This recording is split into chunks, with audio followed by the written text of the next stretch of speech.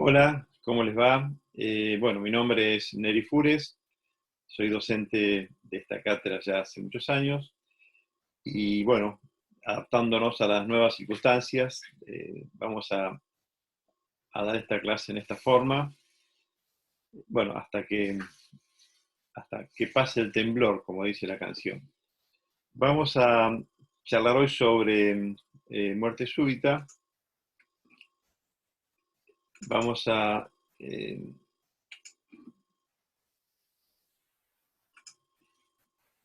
a trabajar sobre un tema que, bueno, es importante porque es más frecuente de lo que nosotros podemos imaginar, que ha cambiado su nombre a partir de la 10ª revisión de la Codificación Internacional de Enfermedades. Hoy se habla más de muerte súbita e inesperada infantil, o lo que también podemos decir la muerte que ocurre en domicilio, porque estas muertes siempre ocurren fuera de un ámbito de salud, en el domicilio. Y se ha constituido en algunas estadísticas como la tercera causa de mortalidad postneonatal. Recordemos que la mortalidad postneonatal se refiere a la que ocurre entre los 28 días y el año de vida. Pero vamos a entrar en la definición. ¿Qué es una muerte súbita del lactante? Bueno, es aquella muerte inesperada, inexplicada, que ocurre en forma repentina en un niño que a menor de un año de edad, pero que puede estar en aparente estado de buena salud, que toma la teta o la mamadera y que lo acuesta a su madre en la cuna o duerme con sus padres y eh, después se encuentran con que el niño, bueno, se encuentra muerto en la cuna. Y ¿Y qué tenemos que tener en cuenta para definir una mortalidad como muerte súbita? Es aquella que después de un proceso de análisis y de investigación de la escena de muerte, la historia clínica familiar, se hace la autopsia completa. O sea, no podemos hablar de muerte súbita sin una definición clara por medio de una autopsia. Como ustedes saben, estas muertes ocurren en domicilio y toda muerte que ocurre en el domicilio sin duda tiene una cuestión médico-legal que tiene que dar intervención a la justicia y que los peritos son los que deberían confirmar a través de una autopsia la definición de muerte súbita. ¿Qué ha pasado con la muerte? Bueno, hay muchos estudios con los años, a partir de la década del 50 más o menos, en que empieza a estudiarse un poco más en profundidad este problema. Hay muchos estudios publicados. Bueno, yo tomé uno de CDC junto con el Centro de Estadística de Estados Unidos, en donde una casuística interesante durante muchos años, que hay, como lo ven, desde el año 95 hasta el año 2004, pudieron identificar un total de 24.101 casos de lactantes que murieron por síndrome de muerte súbita del lactante, y que, como pueden ver, en el año 95 había una incidencia de 8,3 casos por cada 10.000 partos, y que esto se ha ido reduciendo con los años hasta llegar al año 2004 con más o menos 5 cada 6 casos por cada 10.000 partos. Esto más o menos es lo que se ha sostenido, más o menos en Argentina, alguna publicación sobre la cantidad esta tasa está por 1.000, no por 10.000, como pueden apreciar, y más o menos se ubica entre 5 casos también por 10.000 de nacidos vivos, digamos, de nacidos vivos. En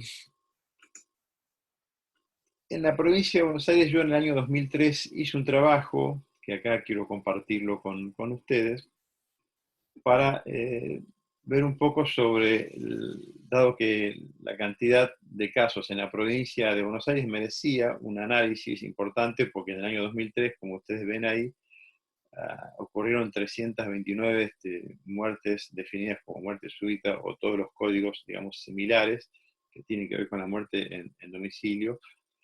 Y bueno, sobre esto he hecho un estudio y aquí quiero compartirlo. La primera cuestión que de este análisis epidemiológico tenemos que ver, bueno, tener en cuenta las variables que utiliza la epidemiología, ¿no? Que es persona, lugar y tiempo. O sea, a quién, en qué lugar y en qué momento. La primera cuestión que en análisis por sexo podemos apreciar que hay una incidencia mayor en varones, como pueden apreciar, una relación de 1.4 con respecto a las mujeres y a las niñas. O sea que hay una prevalencia mayor en varones de padecer muerte súbita. Tiempo. ¿En qué momento ocurren a los niños y niñas este problema? Y aquí quizás hay que diferenciar con respecto a la literatura internacional, en donde el pico de incidencia que hay en las publicaciones habla entre el segundo mes y el cuarto mes de vida como la mayor incidencia de muertes súbitas del lactante. En esta casuística de la provincia de Buenos Aires vemos que el primer mes de vida es un dato que llama la atención, que estaría prácticamente dentro de lo que se conocería como, o lo que se conoce como muerte neonatal. Aquí hay que ver realmente si todos los casos que están en esta categoría, que sin duda ocurrieron en el domicilio, porque esto como por definición están nomencladas como muertes súbitas, llama la atención que haya tantos en el primer mes de vida. Aquí hay que ver si no hay otra patología u otro problema no detectado en su momento y que fallecieron en su domicilio, pero que no ha sido investigado en profundidad la causa de la muerte, porque tenemos que tener en cuenta que no es común que en la Argentina se hagan las autopsias en todos los niños y niñas. Esto ocurre en todos los países del mundo. Si no hay ninguna causa aparentemente que llama la atención, aquí tenemos una distribución por el tiempo en el que ocurre. Y como vemos, hay una mayor expresión, una mayor presentación de estos casos en los meses de junio y julio.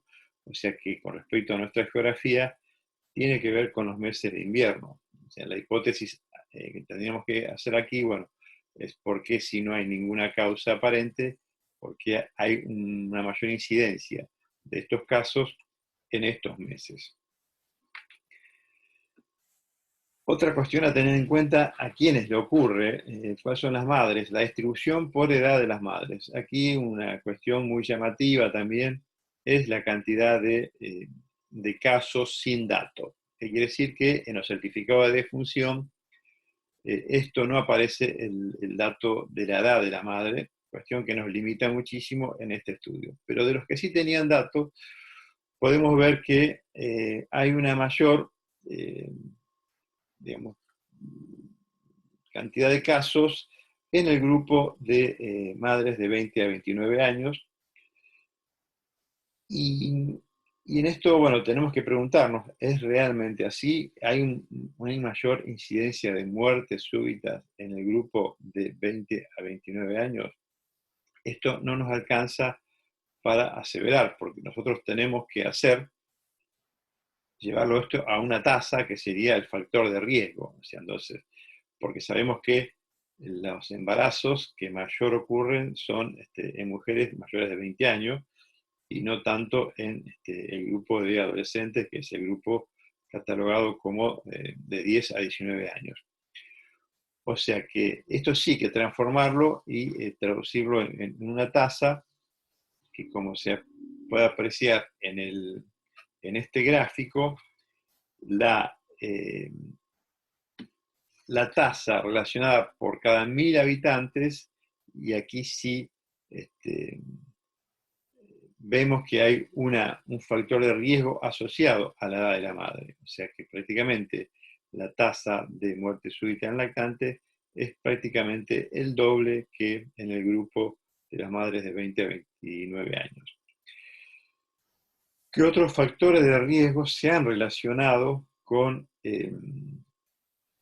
la muerte súbita? Bueno, la primera cuestión que esto, digamos, no es nada nuevo, que la muerte se ha dado mayor incidencia en lugares pobres, en hogares pobres. Quiere decir que la situación de la pobreza es un factor de riesgo muy conocido, digamos. Esto está relacionado también con los niveles de educación de la madre. Generalmente, si nosotros hablamos de mortalidad infantil y pobreza y niveles educativos, esto hay siempre una relación bastante directa. El hacinamiento, como vimos en el caso anterior, las madres adolescentes, los intervalos intergestacionales cortos, los embarazos poco controlados, y algo así que llama mucho la atención es el tabaquismo durante la gestación, que tiene un riesgo relativo bastante alto, estamos hablando de casi 4. Ustedes saben que todos estos estudios son estudios de la epidemiología analítica, que estudia los factores de riesgo y que son estudios retrospectivos. Entonces, se calculan en función del riesgo relativo la incidencia de estos casos a partir de la muerte del lactante. Vemos para atrás y empezamos a analizar los diferentes factores y aparecen y se utiliza el riesgo relativo como factor, digamos, para ver la importancia de esto. Bueno, el otro caso es la prematurez. Y aquí sí tenemos que hablar de una característica que llamó mucho la atención, en que esto no se expresaba en los diferentes grupos étnicos en estos estudios, los primeros estudios que se hicieron en Estados Unidos ya por la década del 50 al 60, en donde empezaron a ver que no había tanta diferencia entre los grupos etarios, pero que sí tenían una diferencia mayor en familias que venían de regiones orientales, como la zona de Oceanía o de los países orientales, y fueron a ver que estas no tenían tanta diferencia, o sea, tenían una incidencia mucho menor que los grupos eh, de raza blanca, que le llamaban en su momento, o razas amarillas, estos estudios han sido eh, corroborados, y lo que se fue a investigar justamente es cuál era la causa fundamental que lo diferenciaba del resto. Y se dieron cuenta que por una cuestión ancestral, los hábitos de crianza de estos grupos tenían que ver con que los niños dormían siempre boca arriba. Y ahí empezaron a comparar las diferentes eh, situaciones y comparar con la modalidad de cómo dormían los niños. Y como vemos aquí, la expresión es prácticamente muy alta, o sea, este 12,5 a 17 veces son la menor posibilidad que tienen los niños o niñas que duermen boca arriba con respecto a los que duermen en decúbito prono. Así que prácticamente esto uno podría decir que casi es una asociación causal cuando tenemos un riesgo relativo tan alto en estos estudios. Esto alcanza para explicar un poco por qué ocurren estas muertes. Sin duda que esto es una asociación de riesgo, no define explícitamente cuál es la causa final que desencadena la muerte de estos lactantes. Es lo que se conoce, digamos, como la caja negra. O sea, nosotros sabemos que tenemos una muerte y un montón de factores y hay que ver qué es lo que pasa ahí adentro como para saber con claridad cuál es la causa final del desenlace de la muerte de estos lactantes. Bueno, otros factores asociados a la madre que se han estudiado, bueno, embarazos multíparas, mujeres sin pareja estable, con un riesgo relativo bastante alto, madres, bueno, como vimos, madres jóvenes o adolescentes, historias de abortos previos, anemias durante el embarazo, y algo también importante, con un riesgo relativo bastante alto, que es la adicción al tabaco o a drogas, en este caso opiáceos y cocaína, con un riesgo relativo bastante alto, y esto sin duda tiene que ver, sin duda, como vamos a ver más adelante, con la afectación del centro respiratorio. Otros factores asociados al niño, bueno, la edad de los pequeños para edad gestacional o bajo peso al nacer, los que han sido internados y que han tenido algunas complicaciones durante su periodo neonatal, con displasia broncopulmonar, neonatos que han tenido anoxia neonatal, que se han traducido en un test de Apgar bajo, que han tenido menor respuesta a estímulos. Esto es muy llamativo en niños que realmente duermen mucho, no reaccionan fácilmente ante un estímulo, que no se despiertan, y a veces que hay que, digamos, estimularlo bastante para que se despierten a tomar el pecho. Una mayor frecuencia de ingresos hospitalarios, esto también se vio en algunos estudios que hicimos también nosotros en la región sanitaria 11 en su momento, hicimos una investigación sobre las muertes en domicilio, y vimos que en muchos casos había una consulta previa a los servicios hospitalarios y que por ahí se ha minimizado la cuestión de la consulta. Lo otro, bueno, lactantes también con algún problema de reflujo gastroesofágico importante, o sea que estamos hablando de reflujos grado 4 con una dificultad y una afectación a, a la parte respiratoria con broncoaspiración, digamos, ¿no? Otra cuestión que también se ha estudiado y que se ha asociado muchísimo tiene que ver con el sobrecalentamiento. ¿Qué significa esto? El abrigo. Niños o niñas que son abrigados de manera excesiva, y esto sin duda que aumenta la temperatura corporal y se ha visto que tiene un factor influyente en el desenlace de la mortalidad. También la superficie blanda para dormir y ropa de cama floja, que van todas paradas a la cuna, la cunita, los peluches y todas cosas que terminan en la cuna o en el Moisés del bebé. Una cuestión bastante asociada y estudiada con un porcentaje alto de colecho. Esto quiere decir los niños, niñas que duermen con sus padres, con sus progenitores, y que esto ha habido todo un desarrollo de políticas públicas referido a esto. Y por último vamos a, bueno, y otro episodio que es que hay que tener en cuenta, que es las apneas o episodio altamente letal, que vamos a ver más adelante a continuación de esta clase, de qué se trata eh, esta patología o este problema.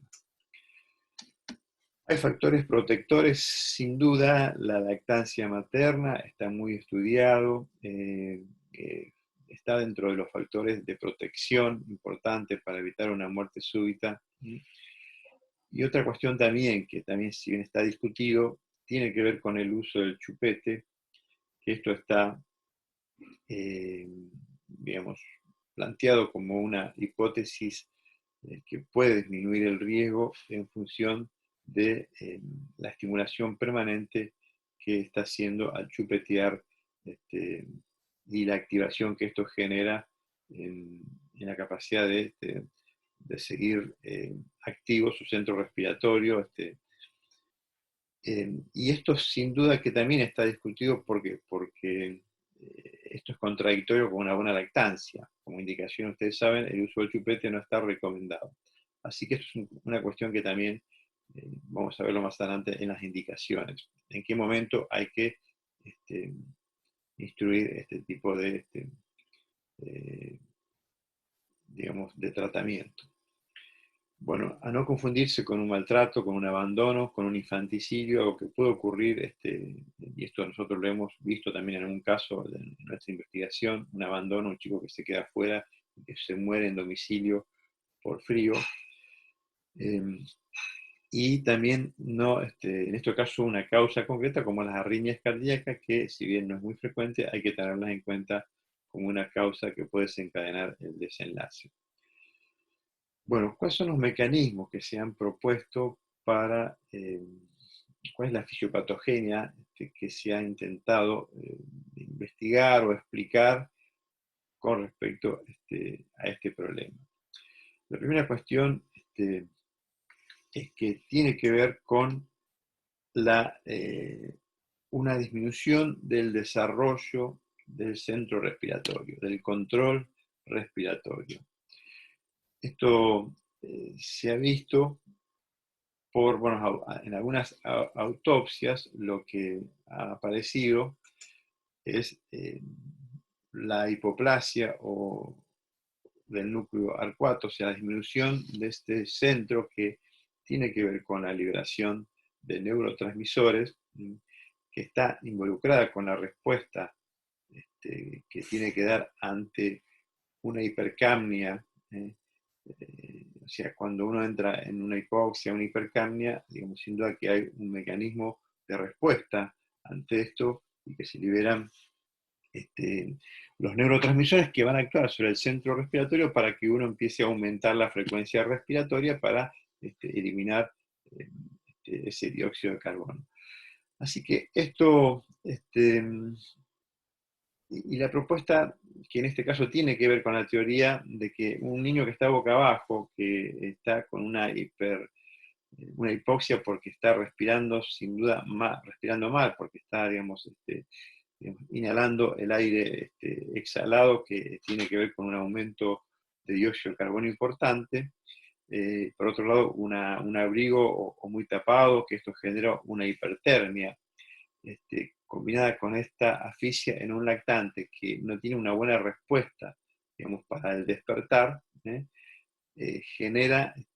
inicia esta cascada que lleva a este desenlace de produciendo la muerte, o sea, el paro cardiorrespiratorio y la imposibilidad de salir por sí solo de esa apnea, digamos.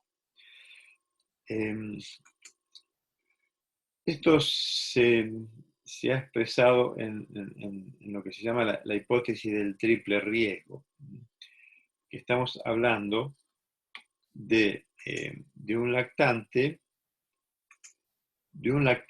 vulnerable, un periodo crítico del desarrollo y un estresor exógeno. Un lactante vulnerable, como vimos, es un varón que tiene mayor incidencia, que es prematuro, que tiene una exposición al tabaco y al alcohol durante el embarazo, que tiene una disminución del sistema de las catecolaminas relacionadas con el despertar, el centro de despertar respiratorio, que puede haber también algunas polimorfismos o mutaciones, que en este lactante, en un periodo crítico del desarrollo, que estamos hablando en un pico etario entre los 2 y 4 meses de vida, pero que también puede ocurrir en niños de mayor edad en meses, y que ante un niño que duerme boca abajo, o sea, el ambiente en este caso, que duerme con los padres, que estamos, como dijimos, en un colchón blando, con la cabeza cubierta, y que hay un sobrecalentamiento, en un ambiente también de humo de cigarrillo, todo esto combinado lleva al desarrollo del síndrome de muerte súbita del lactante. Esto es muy importante porque estamos hablando de todos aspectos que nosotros tenemos que trabajar en la consulta para indagar, digamos, en profundidad estos factores de riesgo, justamente para alertar y trabajar sobre la prevención en ese niño, en esa niña.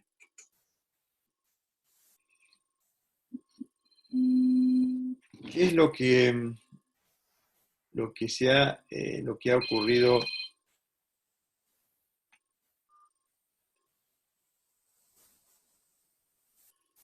Perdón, justo me sonó el teléfono. ¿Qué es lo que ha ocurrido en los exámenes anatomopatológicos? Bueno, como dije, la anatomía patológica debe ser como una indicación. Y no hay nada que, como vemos acá, después de la autopsia, hay algo que justifique esa muerte. Ahí tenemos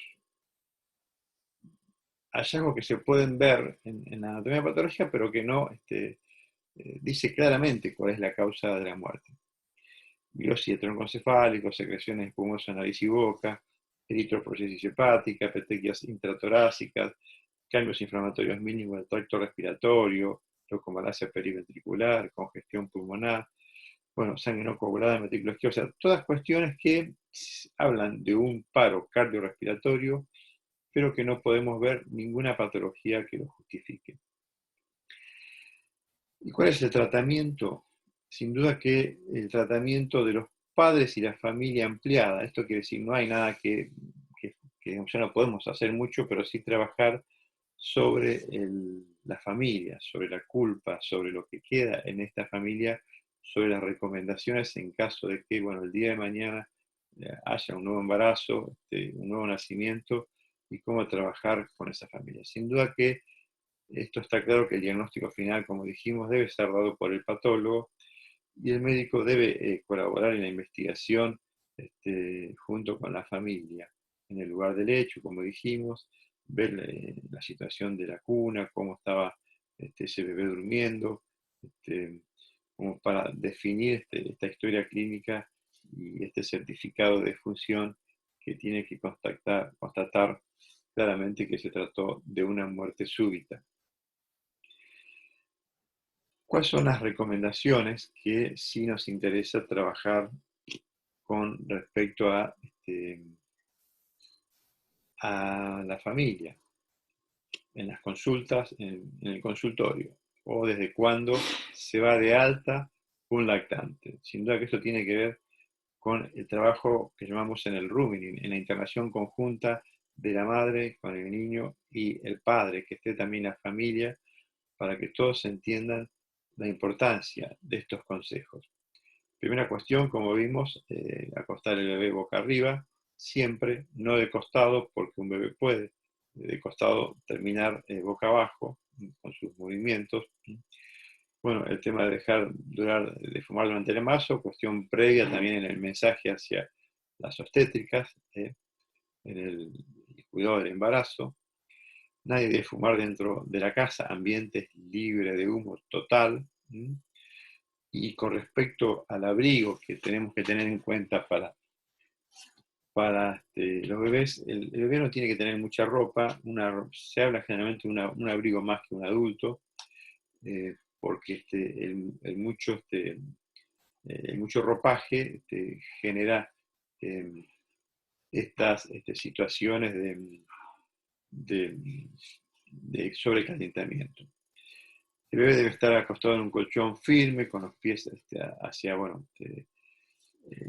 el pie de la cuna, sobre un colchón limpio, no poner ningún tipo de cosas como vimos en la cuna, ni peluche, ni muchas almohadas, ni juguetes, ni nada por el estilo.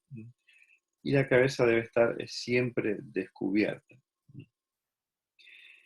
En esto, bueno, queremos mostrar algunas cuestiones de recomendaciones para evitar una de las causas, que es el tema del colecho. Esto hubo, ustedes saben, un plan en la Argentina que se llamó el Plan Cunitas, que ha tenido unos temas judiciales, para mí desproporcionados, que tenían que ver con otras cuestiones, pero que tenían que ver justamente con esto, con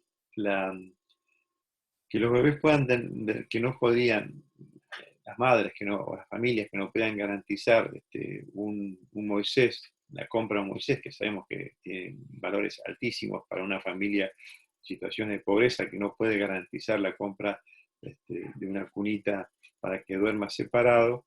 Bueno, en Estados Unidos han hecho algunas investigaciones y a través de las organizaciones no gubernamentales, ustedes saben que en Estados Unidos hay mucho de esto de las ONG, y ellos han hecho un convenio con la Universidad de